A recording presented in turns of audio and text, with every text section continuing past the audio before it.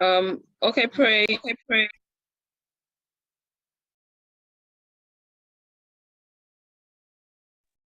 Pray, please hold off this for a moment. I'd like to do a quick introduction for today's session. Hi, Melanie. Good to have you here.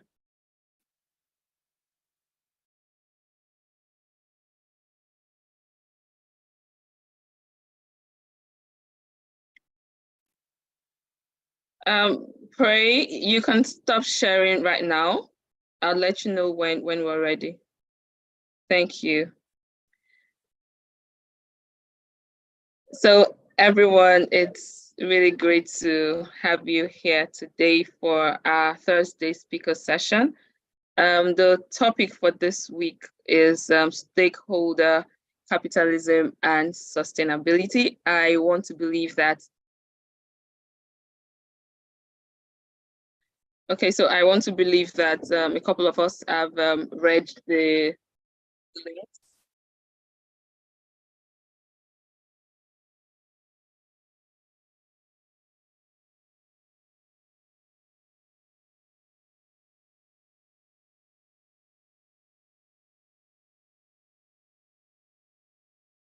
Okay, so like I said earlier, our topic for this week is stakeholder capitalism and sustainability. And I want to believe that a couple of us have read through the links and have a fair understanding of what we'll be listening to here, or the topic that the speaker for today will be making a presentation on. So for today, we're going to be seeing a video from David. David is one of the key figures, right, when it comes to blockchain, sustainability, and startup, right? So David is a proven leader in creating innovative partnerships between companies and non-profit organizations that create sustainable shared value on a global scale.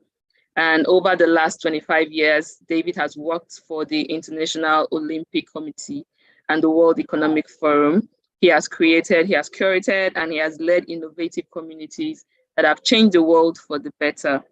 Now, as an entrepreneur, David has passion for technology and social entrepreneurship, leveraging his past experience running the Technology Pioneers Program and the Schwab Foundation for Social Entrepreneurship, helping some of the poorest population in the world with access to technology, finance, and healthcare.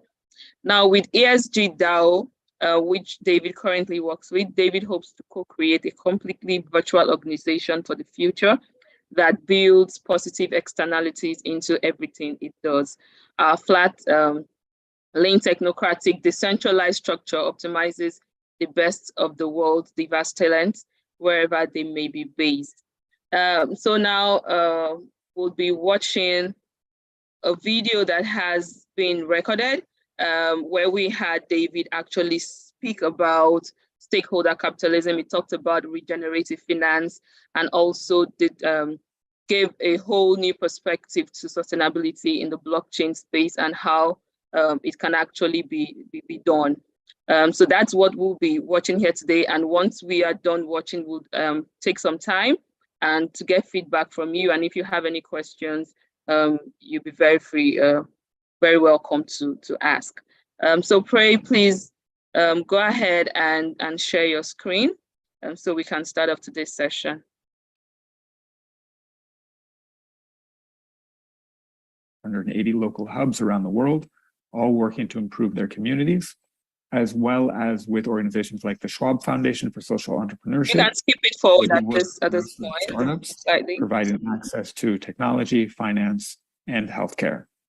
David is the co-founder and chief executive officer, building a global decentralized on the planet investment decisions to their core values and with brands that share those ideals. And in this way, ESG DAO is helping to incentivize businesses to be a leader. Back for the introduction. It's very, very kind. I think I'll share my screen. I've got some slides. And I did want to start off with a little bit about my journey. Because, you know, you gave in the introduction all sorts of organizations that I was working for. But I think for me, it really started very early on. When I was a teenager, I went to something called a United World College. And that is really bringing the world together through education. So I was in a school with 200 students doing the International Baccalaureate, 200 students from 75 different countries. And really the idea there, as summed up in this quote, was if we're going to have peace in the world, we need to understand each other. And if we're going to understand each other, we need to get to know each other. And I think that experience really set me on my career path, where when I was working at the Olympics, it was very much about bringing the world together through sport. And so I feel like that's been a theme throughout my career. When I got to the World Economic Forum, it was similar, as always trying to bring the world together. In this case, trying to solve the big global challenges facing our world, whether it's climate change or access to sanitation and water, engaging business in the fight against HIV, AIDS, tuberculosis, and malaria. All of these things are big global challenges that cannot be solved by governments alone. You need governments and NGOs and business working together with academics, with religious leaders, really to try and tackle these big global problems. And the World Economic Forum, for those who don't know it is an organization, a nonprofit based in Switzerland, that organizes a big political and economic conference every year in Davos, Switzerland in January, where they try to get the world's leaders to focus on these big global coordination challenges, and they try to look ahead, get their noses out of the day-to-day business where, a CEO's performance is normally measured in quarterly results.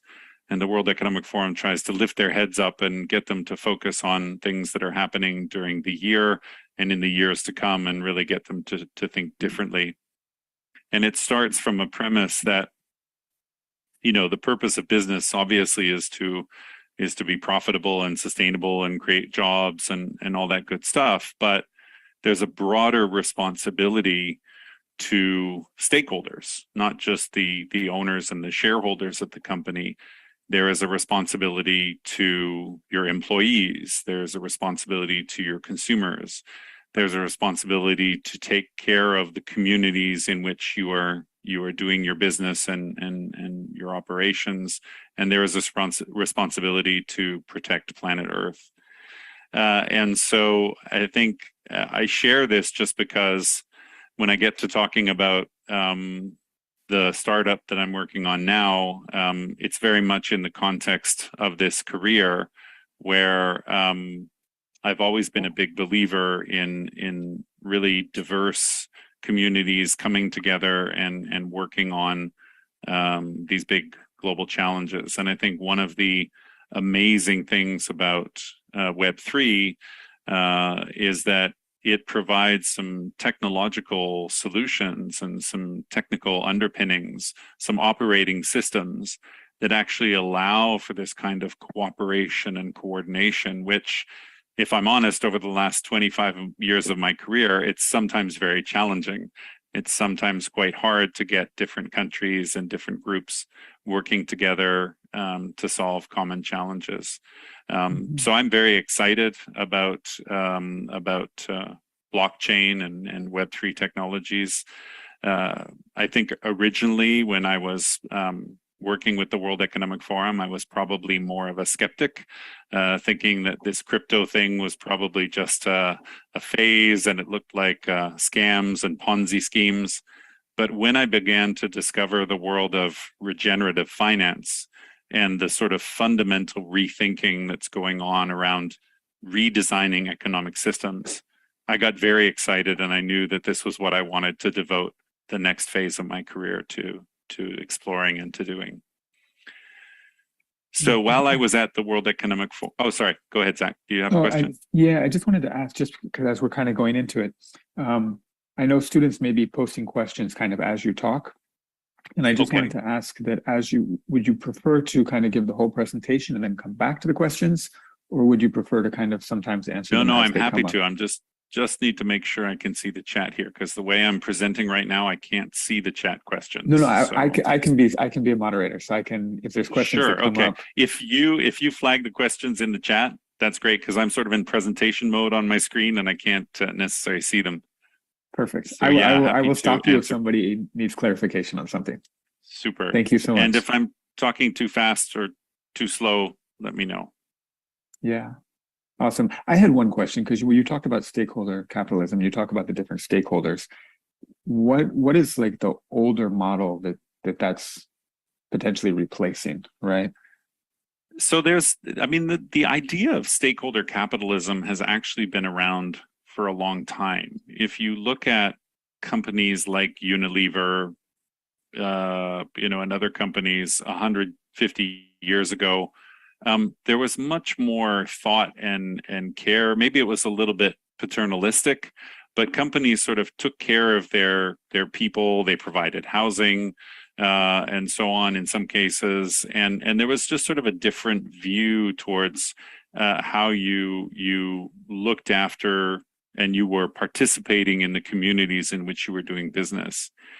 And I think it was an economist, Milton Friedman, who, about sort of 60 years ago, 70 years ago, said, look, this is nonsense. The purpose of business is business, and it should only be focused on maximizing shareholder value. So whatever else you do, at the end of the day, it doesn't matter. You got to make money for your owners. And that view became really, really popular. I would say from the 70s and 80s onward, there was this mad rush to just everything was about optimizing shareholder value. And I think stakeholder capitalism is kind of making a bit of a comeback over the last couple of years, because people are frankly fed up with that exploitative model. People are frustrated that they're not earning a living wage, and working as a barista or something, and Starbucks is posting record profits and record bonuses for their CEO and things like that. So I think there's a discontent with the sort of the extractive economy and the way it's structured now. So the stakeholder capitalism revival was really led about 3 years ago by a group of CEOs in Davos who said, we're actually happy to put our hands up and say we stand behind this model, because we think it is about paying fair wages. It is about taking care of your customers and protecting the environment, and so they really led an effort, a working group within the World Economic Forum of about 120 Fortune 500 CEOs to really push this ethic and this ethos forward, and to try and standardize a lot of the accounting and reporting standards that were out there. So it was quite a technical project of sort of trying to make it easier for companies to talk about what they were doing, but it was starting from a very good intention. And I think regenerative finance, or refi, is very much connected to that. It places more emphasis perhaps on the environment and our ecological systems, but essentially at its basis, it's saying, can't we find a way to rewire the economy in such a way that it provides more benefits for everyone? Anyone who works in international economics or international supply chains just is dismayed by the inefficiency and the waste that exists. We have more than enough food to feed our planet. We have more than enough wealth to give everybody dignity and a decent living wage. But the whole economic systems are incentivized to be otherwise. The fashion industry, overproduces garments for the latest fashions and throws out 50% of their collections every year. It's something like 500 million in wasted clothes that are shredded and burned in order to keep the fashion trends. The food systems. I mean, I talked to friends during COVID who were in island economies like the one I am here in Phuket, but they were in places like Hawaii and so on. And you had, commodities like pineapples and fruit, rotting in the fields because they couldn't get to market, and you had no groceries in the store because they have to import all that food. So many of our economic systems are really broken, and during the global pandemic, we really saw those systems start to break down. Regenerative finance offers a different way of looking at things, of leveraging the whole decentralized finance and the technology to be able to create peer-to-peer support, to be able to redistribute wealth, and to be able to quite frankly price in some of the public goods that right now are being exploited for free. And so I'm very excited by this space, and our company, which I'll talk a little bit about, is we're sort of building, trying to make sure that we're supporting this space, but we're very much built on these principles and this ethic. Thank you so much for that background. Really, really insightful. And I'm sure the participants are already thinking about how that aligns with kind of the blockchain. Hi. Right now, people are just kind of tied in and listening to you. So sure, let's just keep going. So I'm sharing this one, and this will be, thankfully this will be in the recording, but I'm also happy to share the slides afterwards if that's so Pray, could you pause the video here? This graphic I think is very helpful because it just sort of shows how our economic systems are evolving with regenerative finance, and it's not the same as being green or sustainable. Those are good. Being net zero carbon footprint is good, but actually the damage we've already done to our planet is such that we actually start to need to be thinking about, net negative. We need to be, or net positive, depending on how you look at it. We need to be contributing back to our environment and restoring it.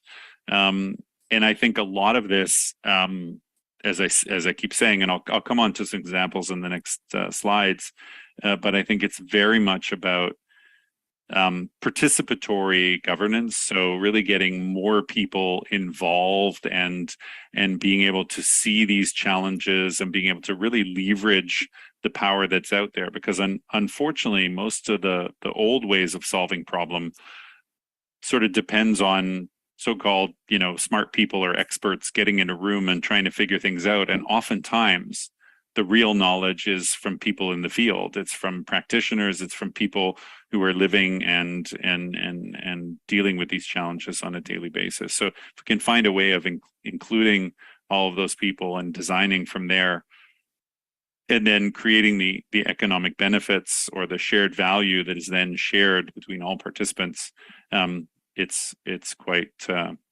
exciting. Thank you. Yeah, we do have one question. Yes, and this is just somebody asking about, like, we're talking about refi and stakeholder capitalism, but somebody's asking about, what about shareholder capitalism? Yeah, I mean, unfortunately, I don't think shareholder capitalism is going away.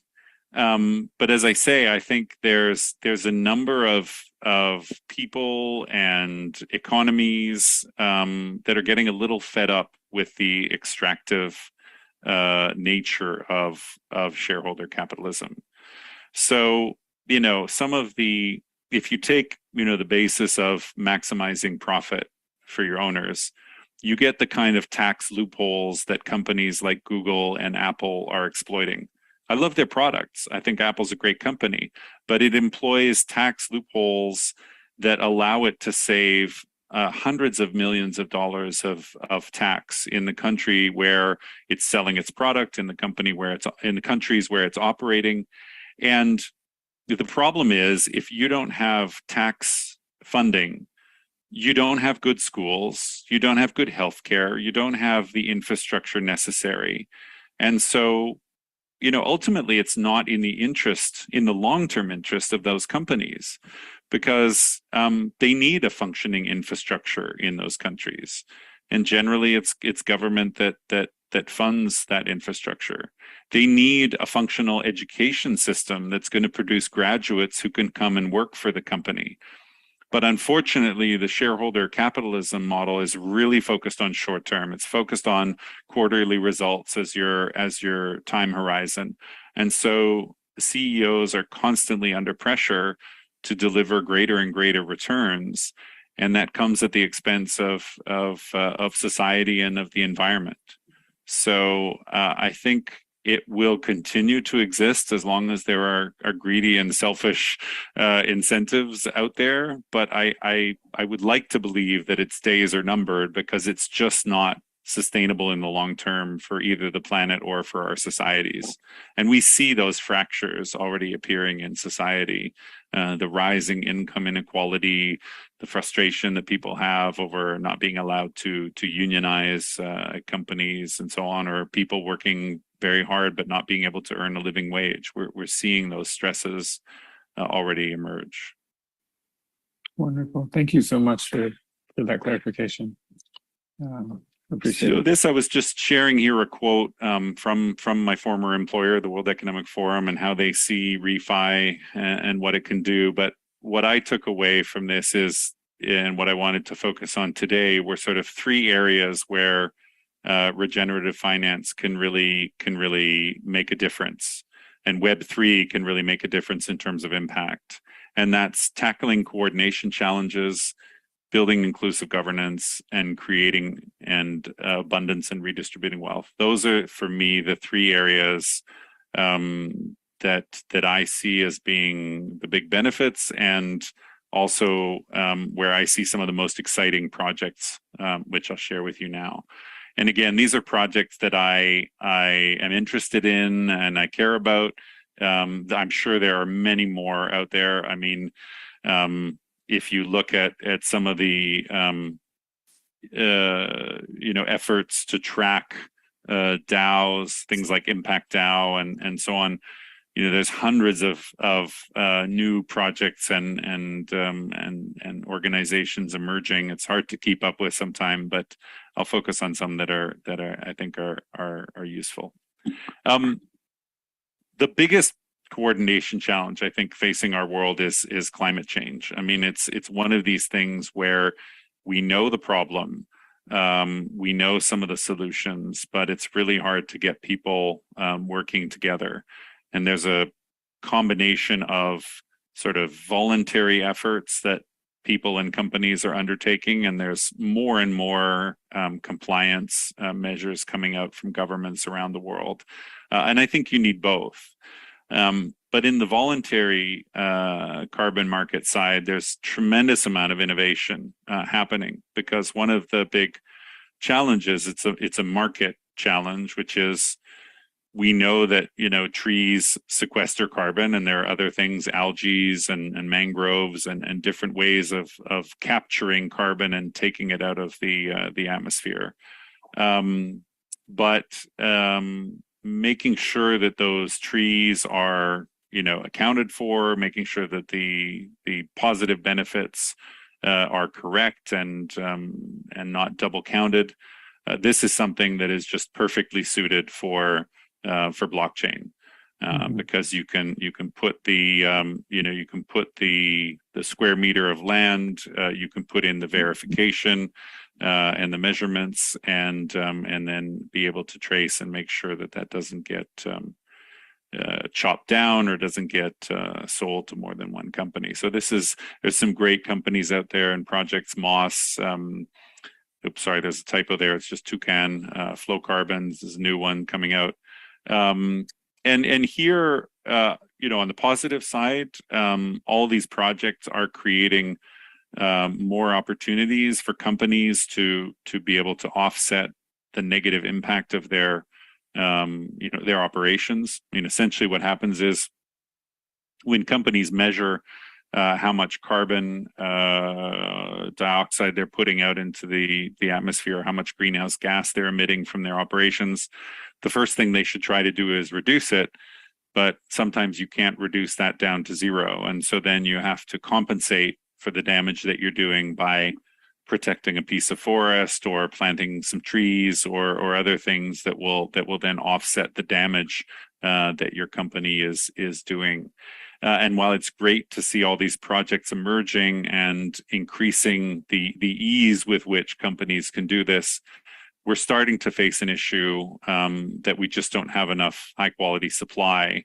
And so a lot of the projects are chasing after the same carbon credits. And one of the areas where there needs to be some development, and some of these projects are starting to work on that, is really trying to work the model at the sort of the bottom of the economic pyramid. So you've got to find the way to make it much more financially attractive for a land holder or a community that's looking after a forest to protect that forest and to keep it intact, rather than to cut it down and plant coffee or bananas or so on. And so there's still a lot of work to do at that end. Most of the efforts right now are sort of improving the efficiency of existing markets, which is important and useful, but I think there's still some work to be done on making sure that it becomes more interesting for economically for people because much of the forests and the rainforests are in emerging markets or developing economies. So how can we really create those economic incentives and get projects in those countries onto the blockchain faster in terms of the verification process? Let me pause there and just see if there's any questions, and then I'll go on to the other ones. Yes, there was one from earlier that says, this is from Dorina. In your opinion, what is the missing initiatives to scale up refi as an alternative system to shareholder capitalism? I think one of the challenges with refi, and I would say this is probably true across Web3, is the on-ramp is quite hard. And probably everybody taking this course, like me, sort of came to this world and sort of said, oh, this is quite hard to navigate, all the things you have to do to get onto Web3, to learn about it. It can be quite daunting.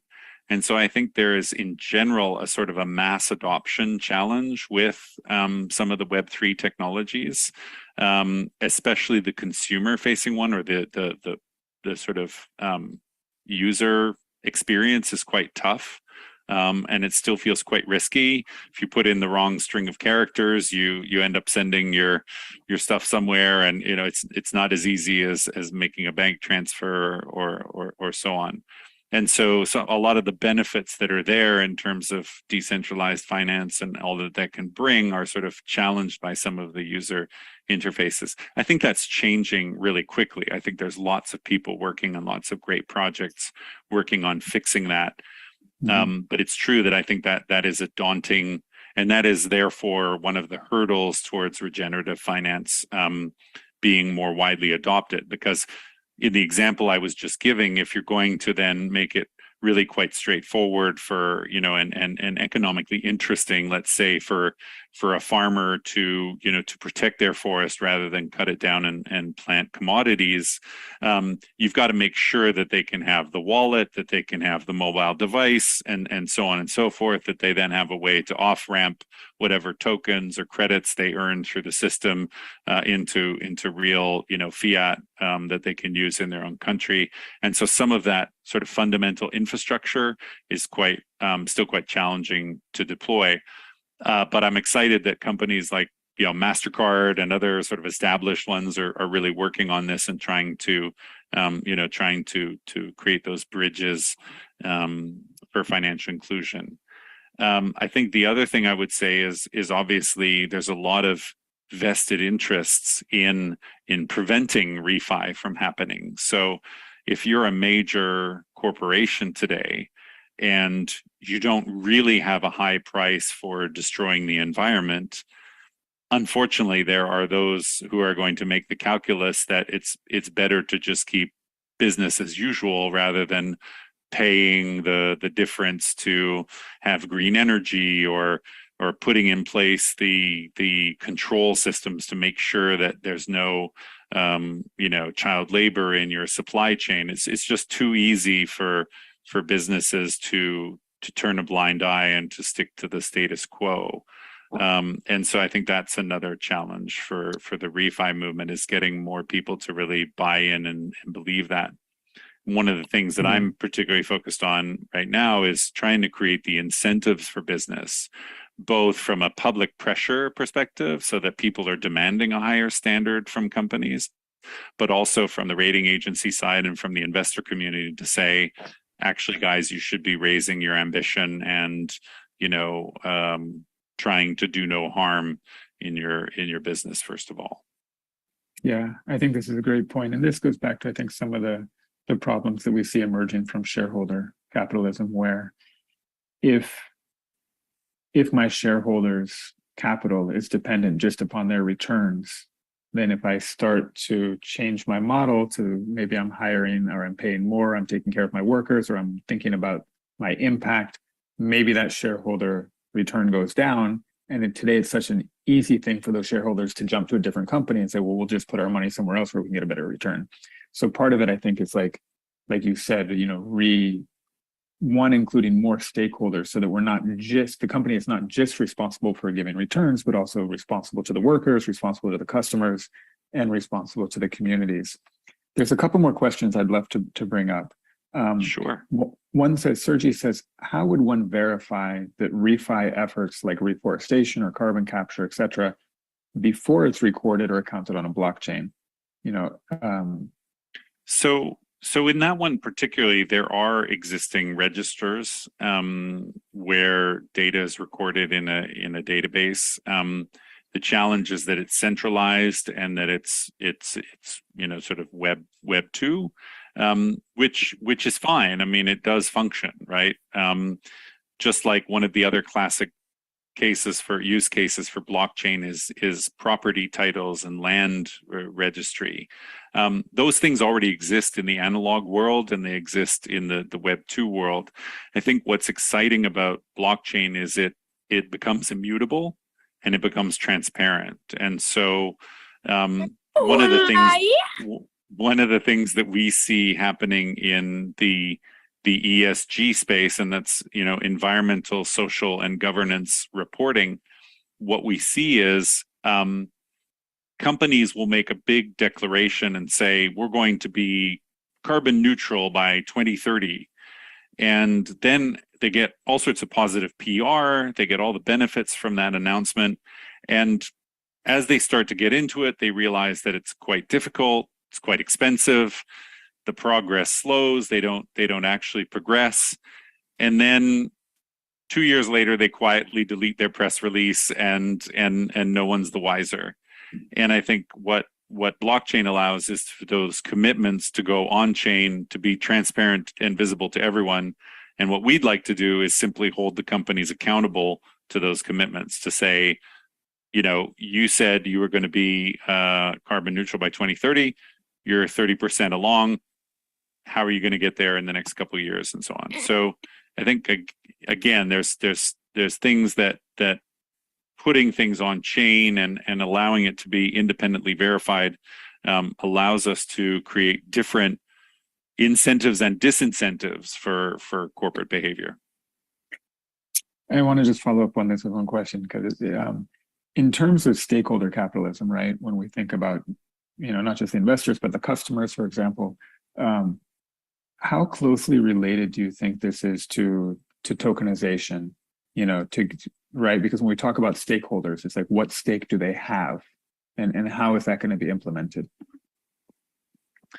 Yeah, exactly. I mean, I think we've organized our company as a DAO, and I wish that technology had existed a couple of years ago when I was creating some of the youth organizations that I was, because I think it's a beautiful model. It's like a cooperative. I think actually this is, yeah. Let me jump to the next slide, because I think Awesome.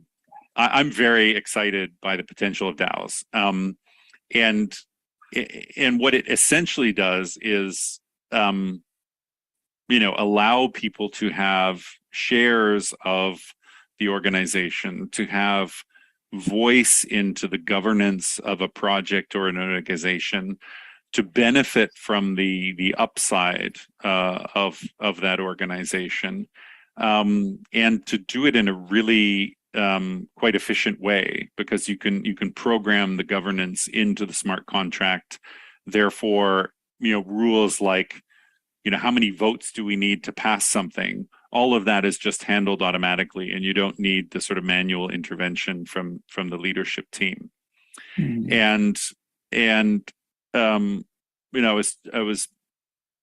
I'm very excited by these kind of models where, for example, you're providing a service to a community. So I was talking to a project the other day, and they support musicians and artists. So they provide all sorts of tools, like booking a venue for a concert, or issuing tickets, or renting equipment. And they provide those services for a fee to these independent artists. But all of the artists are also owners of the company through the DAO. And so two things happen. One, they're not bothered about paying those service fees because, one, they need the service, but two, they know that if there's any profit, they're going to get a share. But second of all, they go out and recruit all their friends to join this, because now, they want other people to, they want to share what an exciting business model this is, and they want their other friends who are struggling artists to be able to benefit as well. And so that kind of collective ownership and collective governance, I think, is really, really exciting. Gitcoin is one of the famous ones right now. They're really about building and funding public goods. So they have hackathons, they give grants, and everything that they do is voted on by the DAO. Which projects get the grants, what hackathons the organization should be organizing next, and so on. Kevin Iwaki, the founder of Gitcoin, is one of our advisors, and to listen to him explain the ethos and the philosophy behind this is just phenomenal. It's really just a fundamentally different way of looking at and valuing the contributions of people. And it's so different from today's world, right? I mean, today, if you think about platforms like Google or Facebook, we are the product. The people using it are the product, and we don't benefit in any of the upside. All of that goes to their shareholders. And these emerging refi models are saying, hang on a second, the people who are contributing to the prosperity, the people who are doing the work and making the profit should get a share of that. So I think it's a very exciting model.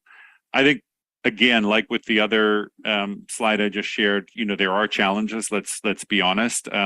Depending on how many token holders you have, and the complexity of the decisions that you're making, it can sometimes be challenging and so on. So some organizations have like the corporation that functions independently, and the DAO that sort of governs the treasury or things like that. But I think there's just so much potential here, and we've seen the number of DAOs just explode over the last couple of years, because there really is something valuable in the model, which just sort of fundamentally changes the ethics and says, we respect the people who are investing and supporting this project and this company. Yeah. I'm a big believer in all of this. And I'd love your opinion, just because you've been in this space for so long. How soon do you think before refi models or stakeholder capitalism kind of becomes more mainstream? A lot of my friends, when I left the World Economic Forum and started this company, were saying, David, you're starting a Web3 startup in the middle of the crypto winter in a bear market. Are you completely out of your mind? Like, what's wrong with you? And I say to the contrary.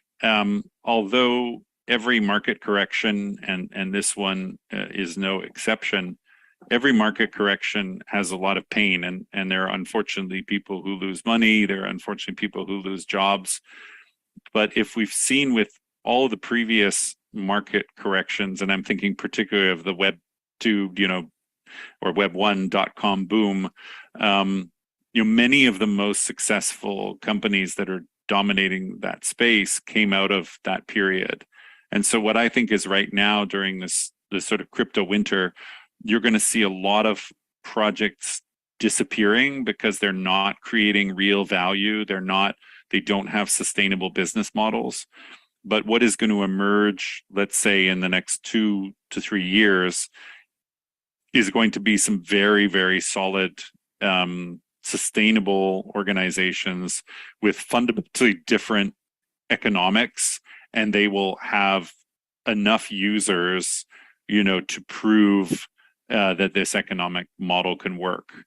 There are some really interesting experiments, which I'll come on to in this next slide, around universal basic income.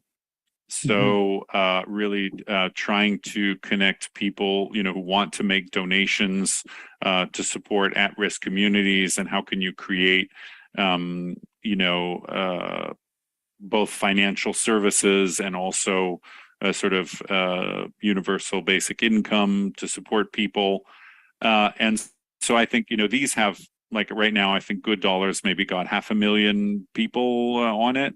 But, in a few years, as we continue to have a recession and more people get attracted to these projects and want to try them out, if you see suddenly, millions or tens of millions of people participating in these new economic models, I think that's going to make economists and governments wake up. I think, we're doing some work right now with the government of Suriname, where Suriname has a huge, I guess it's maybe even 10% of the world's rainforests, and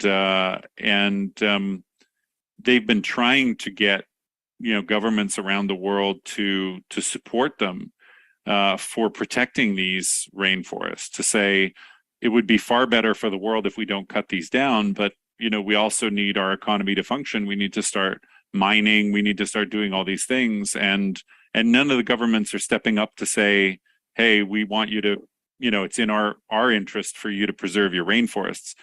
But what if we could come up with a model of conservation that was powered by regenerative finance that could actually do this? Maybe we can step in with 100 million people and do what governments cannot. And that's where I think if we start to see some of these disruptive models actually getting traction over the next 2 years or so, I think it will really change the equation with the mainstream economists and the mainstream organizations and governments. Excellent. Yip is commenting that you need to add unit.network to the list of those creating abundance and distributing wealth. Absolutely. Wonderful. I have one more question.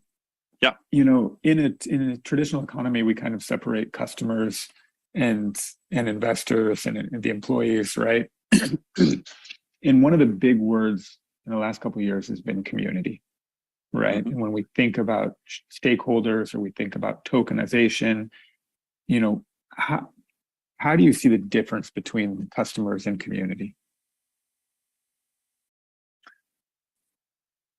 I think for the last, sort of my whole life, but the last generation, it's really been focused on customers and the consumption economy, and in some parts of the world to the detriment of community, analog community and digital community. I think our digital communities and our analog communities right now are fractured and under stress. What is fascinating about these new models, particularly DAOs and just most of the way that Web3 projects are constructed, is they have a fundamentally different nature. Rather than sort of separating people into silos and saying we've got our investors over here and we've got our customers over here and our suppliers over there, in fact, everybody's kind of mixed up within the project. And many of the most active community members on some of the discussion platforms end up getting recruited by the project to come and be an employee, and they're already an investor in the project through their tokens. And so I think those lines are being blurred. And I think part of it comes from just the compelling nature of these projects, that people are quite excited by what they can do. But I also think it comes from a deeper yearning where we want to be part of a tribe, we want to be part of a community,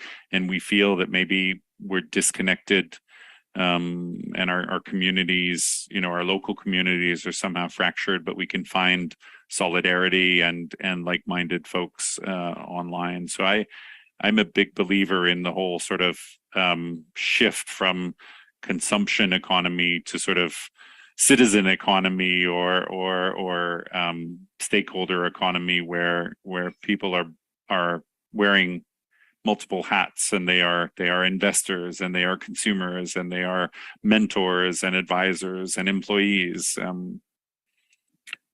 think this is a really interesting one that it's not just putting all of the groups into one basket, but actually making sure that each person in the basket pertains to all of those categories, right? Mm-hmm. So that a customer is an investor and can do a bounty or can be an employee, right? And is also an owner, right? So that's a big kind of philosophical shift, right? Yeah. We have another question from Manuela, who says she really understands everything we're talking about as a redistribution of power. And she's concerned perhaps about large shareholders taking over large amounts of the blockchain related activities, and thereby taking over the majority of the decision-making power also. Yep. Is that an issue, and how do we address it?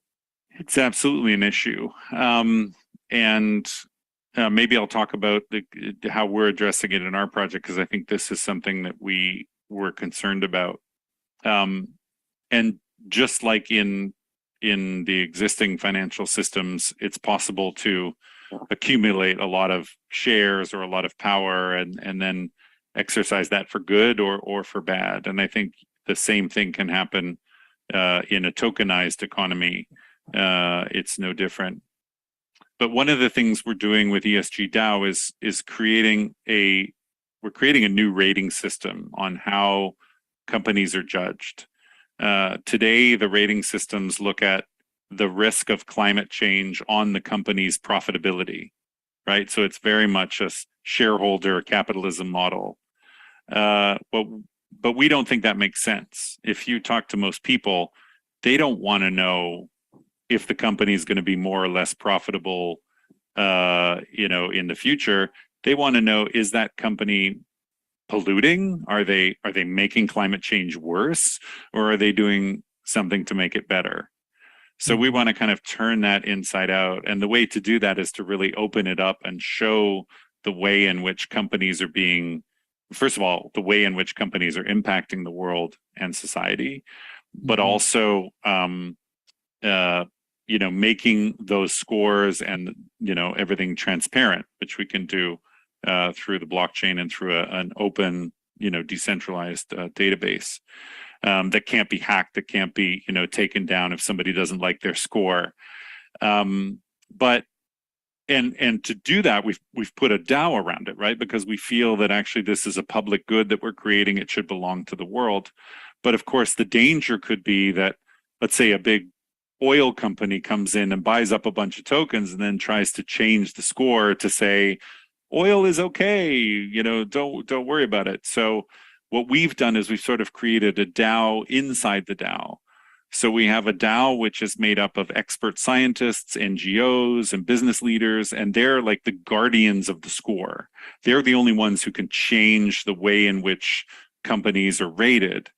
But we have over top the open DAO, which is anybody who has a token can say, I think here's a new thing you should include in your scoring. So maybe someone will put forward a proposal to say every company that has a board or a board of trustees should have 50% women on the board.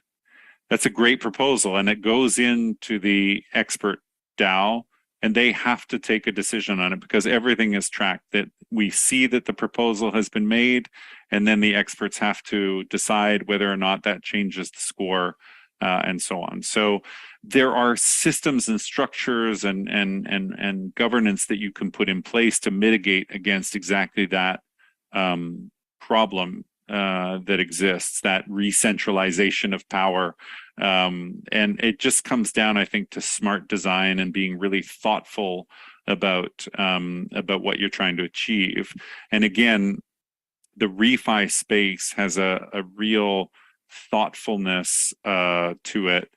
Sometimes in DeFi projects, it's just, we just want as many investors as possible, don't care where they come from, don't care how concentrated the power is. But I think in the refi space, because it's starting from a different ethos, it's really, there's a lot more care and attention paid to those kind of issues. Yeah, thank you so much. I think this is like, we're just starting to see the emergence of DAOs. And like you were just talking about, the kind of the DAO within the DAO, it also makes me think of, some of these economies like music, where like you have a listening platform, but then you have the actual people who are creating the music, and how do we separate out to just better distribute value, right? And I think, like you mentioned, we're going to, first of all, it's great that DAOs are interested in solving these problems, which means someone will, and then hopefully it'll be easily to adapt, with the open source and the governance kind of being transparent, that I'm hoping we'll see kind of this exponential growth towards better organization, better governance, better distributed value, more inclusion, and greater access, right? Lowering the barriers. I think it comes down. No, I think it comes down, what you're saying, I think it comes down to two things. I think it comes down to better governance, and better incentives. And for both of those things, you need transparency. Bad things happen in the dark. It's just, if there's no visibility to what's going on, nobody can do anything about it. And so I think the first step is to get the governance, and to get the governance right, you have to have transparency to know what's going on inside the company, what impact they're really having on the planet, what impact they're really having on, on their employees, on their societies, and so that that measurement and that governance is right. But then it's about creating the right incentives. So, as I said today, the cost of doing bad sometimes is worth it. I'll tell you just a little anecdote. I was living for the last 7 years in Beijing, and many people said, "Oh, the pollution's very bad." Actually, we saw the pollution, get much better over the years we were living there.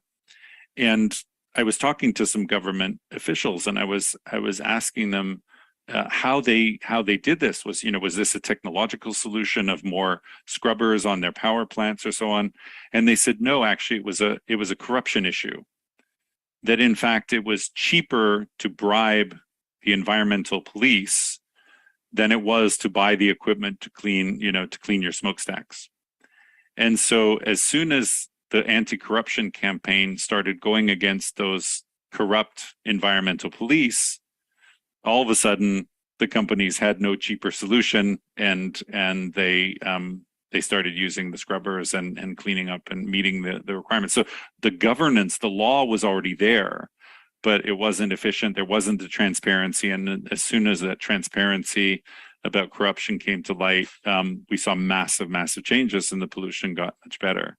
And so I think that's an extreme example, but I think there's a lot of things in business where, if you think back to the scandals that Nike faced, sort of 30 years ago about children stitching together their footballs and so on, it wasn't until an investigative journalist blew open that story and showed what was happening in Nike's supply chain that they were able to change.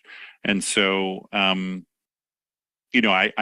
do, after all my career in working with business and business supporting NGOs, I do believe that business can be a really positive force, but oftentimes it just lacks the incentive and the focus. And so I think it's up to organizations, it's up to individuals to sort of shine the light on that, and then provide the positive pressure to do better.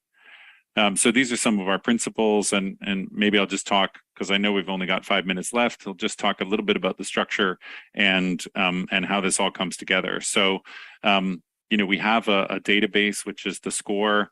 I talked about at the top center of the screen, the expert DAO, which looks after the score. One of the other things that we discovered was that a lot of the data that's disclosed, particularly environmental data, is just self-reported. It hasn't been verified, it hasn't been audited, so we don't even know if what the company says they're doing is true. So we're creating a validator DAO and putting out bounties so that people can validate and check that data. And so that score, will be a public good that we think can support that transparency and that showing what companies do, and when you can actually demonstrate what the company's impact is, that's when you'll start to see people, investors and members of the public, calling into question whether or not they really want to buy their coffee from a company that doesn't pay their people a living wage. On the far right-hand side, there's a little one called Planet Loyalty. That's something that is now taking on a lot more attention from our team, because what we've realized is that if you can take these scores and then connect it directly to consumers, you can create some exciting opportunities where you really empower and engage consumers. So rather than companies advertising their sustainability programs on Facebook and all of that money going to Facebook's shareholders, why not give it back to people? Why not redistribute that wealth? And so wouldn't it be great if we could create a platform where people could come and learn about the environment, learn about what companies are doing, to eliminate corruption from their supply chain, or whatever issue is interesting to you as a consumer, but then you get rewarded for that learning. So you learn to earn, you earn tokens, which you can then spend with brands, or you can donate to your favorite charities, or you can convert into fiat. And so that's something that we're working on now, where we're, again, trying to find ways of leveraging Web3 and regenerative finance to not only hold companies accountable, but then also put some benefits back in the hands of ordinary people like you and me. So let me stop there. I know we've just got a few minutes left, and I see there might be one or two more questions. So Zach, over to you. Thank you so much. This is really incredible what you're building. And I think it's really important. I would love to have an open ESG score for all the companies that I interact with, and then I can make better decisions about who I want to support, and who is aligned with my values, right? We don't have very much time, but I want to ask, how can people, because I know it's still early access for ESG DAO, but how can people get involved in what could they potentially contribute of value? So, follow us on social, of course, to stay updated with all of our news. But really, at this play, our philosophy is that most of the knowledge that we need is not within our team; it's out there. And so I see from the participants list, there's people from all over the world who have taken this course and have shown interest in this space. We'd love to hear from you. It might be environmental research. It might be connecting us with local projects. It might be, supporting us in our community management. I mean, there's so many things that need to get done, and we think it's going to take a community to deliver that. So please, I'm including my details here. Please, reach out to me, get in touch. Love to hear from you. And hopefully, as we grow, we can partner with your organizations and involve you, because we really do think that it's a collective effort. I mean, the scale of this challenge is so big that it's going to take lots of partnership to get this done. Yeah, we totally agree, and we support what you're doing. Just to wrap up, I just want to say, Sumit says very interesting. Mohammed, thank you so much. Kairik, thank you very much. It's indeed possible to share the slides with us, perhaps in the bigger group. That would be great. Great session, great dialogue. Thanks, David. Everyone is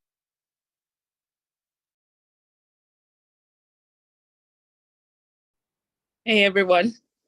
I hope you enjoyed it as much as I did. So at this point, yeah, Crystal, thank you for this feedback.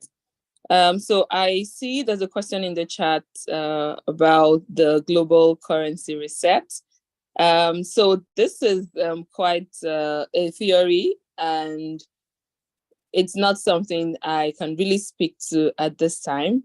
But I think we can hope that when this happens, or if this happens, that the balance, right, the unbalance rather, that this would create would blockchain technology would be able to offset it. That's what I can say about the global currency reset. Now, you would all agree with me that this session was quite expository, and David did mention quite a few, he did mention some terms, and mentioned them often in his presentation, terms like region and ESG. Now, for those who don't already know, ESG stands for environmental, social, and governance. He also talked about the important work that they are doing using open ESG score to promote accountability and transparency. And now on regenerative finance, which is ReFi, there are loads of materials online, but also would also be sharing a few links with you, right? David mentioned regenerative finance quite a lot, and the link will be shared with you afterwards. The link to this video will also be shared, and you will be able to watch the replay as many times as you wish. And I really want to appreciate every one of you. Really want to appreciate.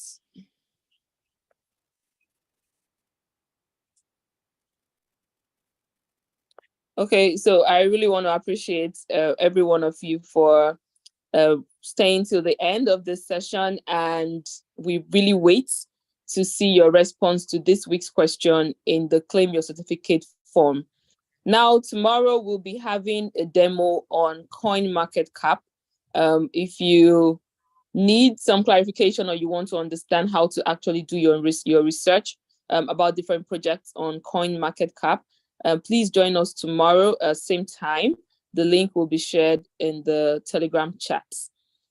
For the link, I'll be sharing with you a few links on blockchain technology and how it can improve carbon trading transparency.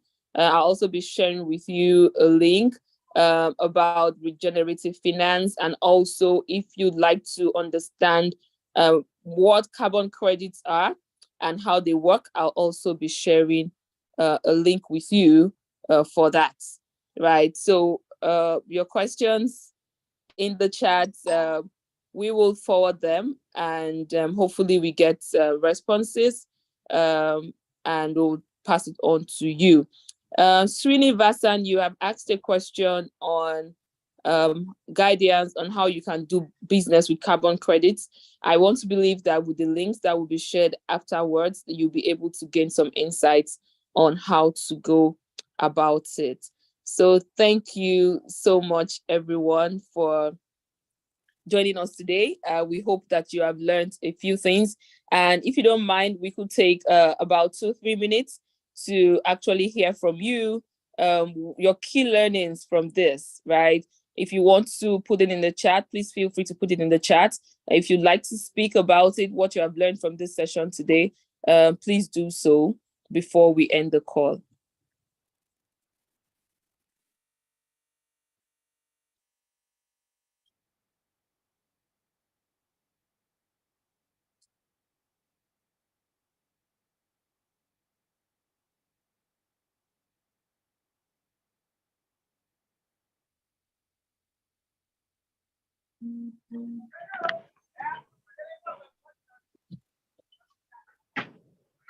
Okay. If no one is sharing, I guess we can end the call and see you all tomorrow.